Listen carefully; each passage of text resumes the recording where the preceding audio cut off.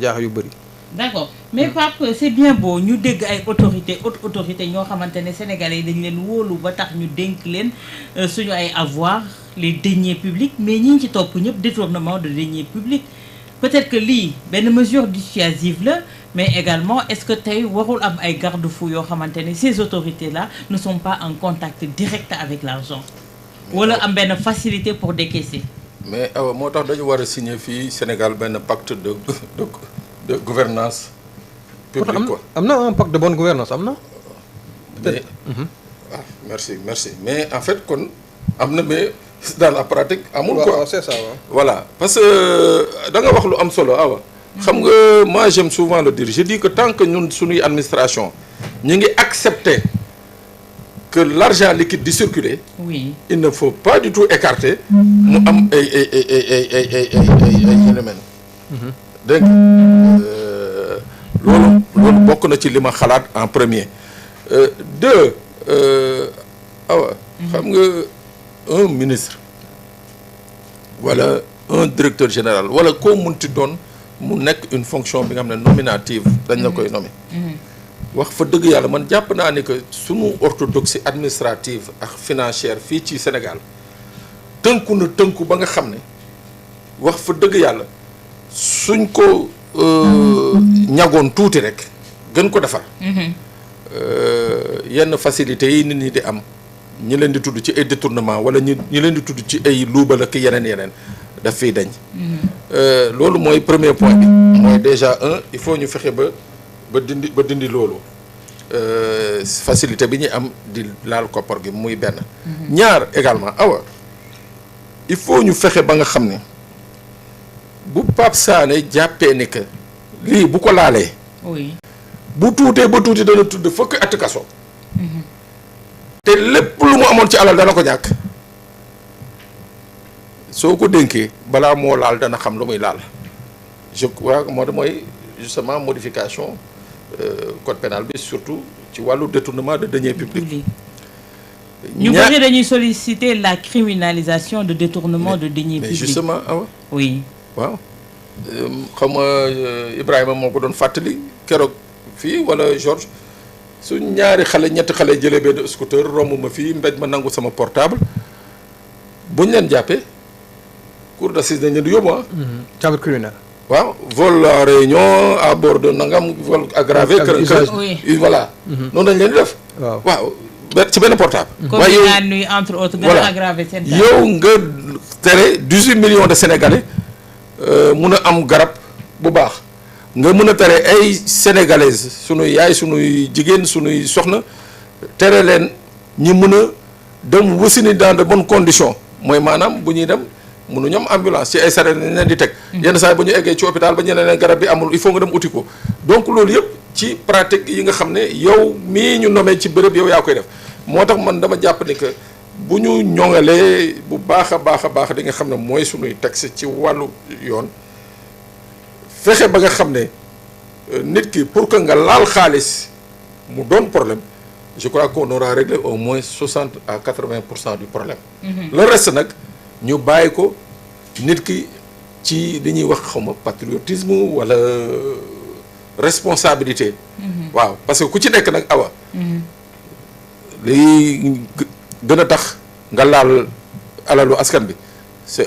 une question de responsabilité. waaw soo xoolee ni que lii 18 millions de Sénégalais laa ko bokkal te bu ma ko fi jëlee dana am ñu may lor kooku c'est une question personnelle de responsabilité bi nga xam ne mooy 20% yi nga xam ne jàpp naa ne que des na ci loolu nag. mu war a nekk li nga xam ne dañ koy jàngal nit ñi à bas âge mooy les cours d'instruction civique yi nga xam ne moom lañ doon jàng dans les écoles ku ci nekk ñu wan la ni que askan bi la lu askan bi moom ñëpp ko bokk. loolu tant que cultivé wuñu ko rek on restera dans les mêmes travers. loolu de kon de énième génération la ñu nar a inculquer li ni mel parce que génération bii fi nekk tàmm nañu li ni mel ba pare Ibrahima. La confiance n'exclut pas le contrôle mais le contrôle pour ñun suñu ay deniers publics les corps de contrôle sont là mais mu mel ni tey jii ces corps de contrôle là après avoir fait leur travail dafa am ñoo xamante ne ñoom ñoo am yenn prérogatives yi pour dire que on poursuit ou on poursuit pas. waaw xam nga la loi aussi la loi elle est la loi par exemple lu ci mel ni Cour des comptes bu defee rapport am da koy day def ay recommandations bu jaree ay poursuite mu ne par exemple kii nañ ko poursuivre mais procureur bu boobaa moom mooy xool ndax parce que du amul benn obligation ne moom da koy poursuivre donc mais excuse-moi beneen bi mooy IGE. oui IGE ni ñu ko tënkee mooy que moom dafa dépendre du président de la République président moo leen di wax jóg leen ñu jóg dama leen contrôler ji diw ñu dem contrôler ji diw bu ñu ñëwee moom rek la ñuy rendre compte moom mooy xool ndax da koy yóbbu ci justice ndax da koy lu muy def daal moom moo xam donc loolu mooy wàllum IGE. beneen bi c'est l'inspection générale des finances moom mi ngi nekk ci tutelle ministre des finances et du budget donc ci loolu mooy les comment dire les wàllum li nga xam ne moom mooy corps de contrôle textes yi on a de très bons textes maintenant c'est toujours nu ngi koy waxee traitement politique bi moom mooy indi problème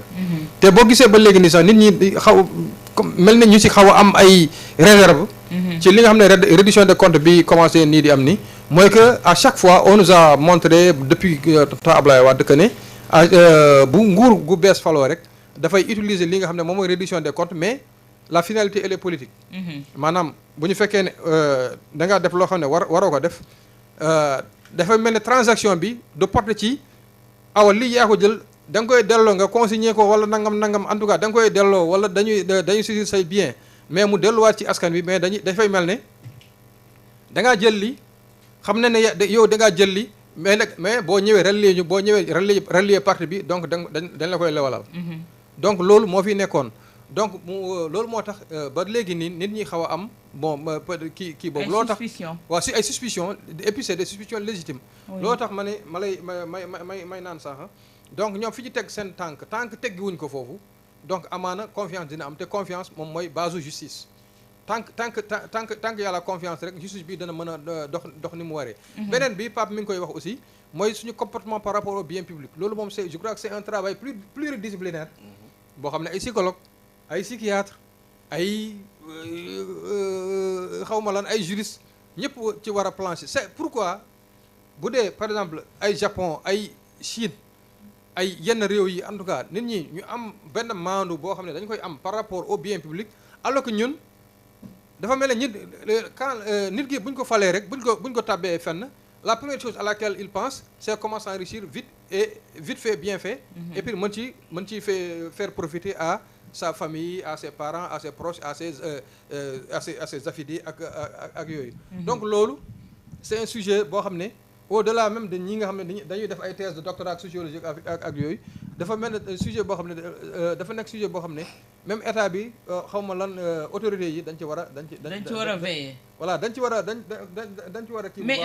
Ibrahima dafa mel ni lu ci bëri on faisait fii su ma jëlee le cas de Cheikh Omar Anne bañ ko épinglé dañ ne woon waratul occuper benn fonction boo xamante ne dañ ko fay tabb waaw te terewul bañ ko jëlee ci fonction boobu dafa upgrade dafa dem nekk ministre voilà moom laa doon wax ni mooy la finalité politique mooy l'exploitation politique qu'on a fait parce que juge bi bu dee Cour des comptes juge bi bu yeggee ba niveau boobu moom pouvoir am fa la yem pouvoir moom day def ay recommandations même sous Wade je crois que am na ay ministres yoo xam ne day waxoon ne ñii waratuñu occuper benn fonction publique après ñun et puis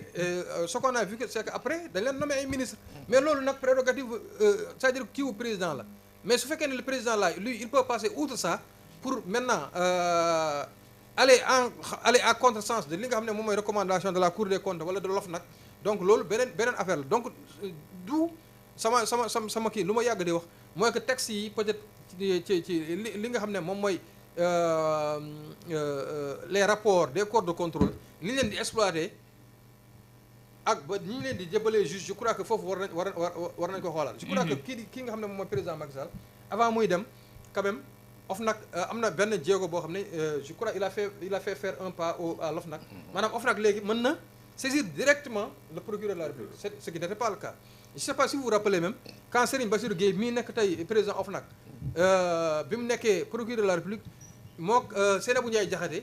nekkoon président OFNAC en ce moment xawoon nañu am tuuti ñagas seen diggante da muy naan non ñoom saisirul leen ba kii naan ko non vous avez 12 rapports sur votre table vous n'avez qu'à faire votre travail donc loolu xam nga beneen niveau la mais juge yi daal man li ma jàpp daal mooy que juge yi enquêteurs yi ñoom ñi ngi def li ñu war a def maintenant bu yeggee ci beneen niveau boo xam ne dafay sut seen responsabilité wala dafay sut li nga xam ne moom mooy seen i compétence boobaa nag bon ça devient maintenant une volonté politique. te D'accord. volonté politique bi foofu la différence bi di amee entre ñii ak ñi nga xam ne nekkoon nañ fii parce que faut pas oublier que président Macky Sall donc defoon na fi CREI ñu def traque des biens mal acquis balaa moom muy ñëw ki nga xam ne moom Abdoulaye Wade defoon na fi ay audit donc mais on sait où est-ce que ça a mené. On sait la traque des biens mal acquis où est-ce que ça a mené. Oui. Bon bii ñu ngi commencé gis ay résultats dégg naa démb kii di Fadilou Keita di naan par exemple aujourd'hui la caisse de dépôt et consignation xaw ma boo ma laajee tey naa génnee 25 milliards mën naa la génneel 25 milliards parce que simplement il y a eu beaucoup de gens qui ont consigné de l'argent il y a des gens qui ont beau de transiger en souterrain jébal nañu li nga xam ne en tout cas li nga xam ne moom lañ leen toppee pour garantir leur représentation ils ont consigné des sommes à la caisse de dépôt et consignation donc ñun loolu dañu wax ne vraiment alhamdulilah. D'accord. mais ñoom daal ñoom fi ñu teg seen tànk daal nañ ko kii mais mu bañ a doon aussi kumba am li ñuy naan kumba am ndey ak kumba amul ndey donc loolu daf may fàttali rek benn kii boo xam ne benn affaire boo xam ne dafa xewoon fii au tout début de ñoom seen magistère te ba léegi nii ñoom yéeñu ci yàgguñ ci mooy accusation bi nga xam ne moo docteur Cheikh Dieng def ki nga xam ne moom mooy son ministre de tutelle donc te ba léegi vraiment amul benn kii ministre de la justice waxoon na ne ñoom le travail qu'ils doivent faire ils vont le faire ensuite mu am aussi le truc de laser mais ce qu'on a vu c'est que à l'ARENA le premier ministre a dit que ñoom defuñu dara c'est pas ça qu'on attend du premier ministre le premier ministre il n'est pas juge donc mais defe naa en première instance affaire au Azer bi la justice avait tranché en première partie defe naa bon man boobu peut-être après là mais je veux dire que dès le départ quand ils sont allés faire seen meeting à Arena donc ñoom ñaar ñu nekk foofu mu ne ñii defuñu dara donc foofu man d'accord ma ak loolu parce que loolu pratique yooyu moom mooy indi finalement ba nit ñi di am impunité voilà di se sentir impuni D'accord. bon et puis comment dire la population di perdre confiance à li nga xam ne moom mooy juste parce que dañuy naan kii ñii dañ leen def loolu ñuy def bu leen ne bàyyi leen kii wala bu leen topp diw ñu bañ ko topp surtout que en tant que premier ministre am na loo xam ne boo ko waxee rek day mel ni influence day mel ne yaa ngi def influence à ki nga xam ne moom mooy juge parce que nit ñi aussi ay nit lañu duñu ay robot duñu ay malaaka ay nit mais tey ak lii di xew ni est-ce qu'on peut parler d'influence Anne non man li may wax ni mooy au tout début quand au tout début parce que li ma lay wax ni c'est du factuel je n'invente D'accord. rien Ok. dañoo demoon meeting après Ousmane Sonko il a dit que kii nga xam ne moom mooy kii le jeune là Jean-Michel Sène ak Cheikh Diane Dièye defu leen dara waaw defoo leen dara mais loolu on l'attend pas de lui parce que loolu et puis loolu dafay violer la séparation des pouvoirs D'accord. loolu justice moo ko war a kii c'est pas au gouvernement de dire que kii moo defal kii deful gouvernement li mu mën mooy sentir ne kii jàpp nañ li kii dafa am na lu mu def loo xam ne war ko def mu jox ordre à son ministre de la justice de saisir le procureur général saisir le procureur de la République ñu initier des poursuites contre cette personne là bu dee def na ñu xam ne moom juge bi moom moo koy dëggal bu dee deful aussi juge bi moom moo koy dëggal mais du doon koo xam ne autorité administrative la bokk ci exécutif moom mooy naan kii def na wala kii deful. D'accord. Entre-temps, on a rectifié le tir ou pas vu le fonctionnement ak taxawaay surtout procureur suñu gisee si le cas Azora ak Kairé. donc moom laa doon wax ni Awa. en tout cas ci haute cour de justice ak li nga xam ne moom mooy pôle judiciaire financier donc effectivement daa am fu ñu teg seen tànk et puis ñu gis ne même le dossier de par exemple de Tahirou Sarr ñu gis ne mi ngi évoluer nekkul loo xam ne rek dañ ne kii moom il faut qu'il meure en prison mais mi ngi am ay évolution yeneen dossiers yi aussi bon am na ñoo xam ne dañuy kii bon y a des dossiers yoo xam ne bon ñii dañuy ñëw ñu def leen sous mandat de dépôt ñeneen ñu def leen ay bracelet électronique ñii ñu bàyyi leen ñu ñibbi ñii ñu consigne ñu bàyyi leen ñu dem seen yoon parce que au tout début pôle judiciaire financier je crois qu'il y a beaucoup de gens yoo xam ne dañoo consigne ñu bàyyi leen ñu bàyyi leen ñu dem donc loolu dafay wane rek bon peut-être que juge bi am na quand même une liberté d'appréciation totale boo xam ne da koy permettre à ce que moom qu'il poursuive à charge et à décharge en tout cas le juge d'instruction et puis loolu c'est vraiment ça qu'on attend de lui bu defee leneen donc dafay wàcc yoon d'accord ñu nuyu Fallou Galas Bey bokk ci mouvement des handicapés patriotiques mi ngi ñuy dégloo fii ci Yoff route de l'aéroport Fallou Galas Bey ñu ngi koy nuyu doomu Daaru Muxti boobu Maxañan également Baye Diop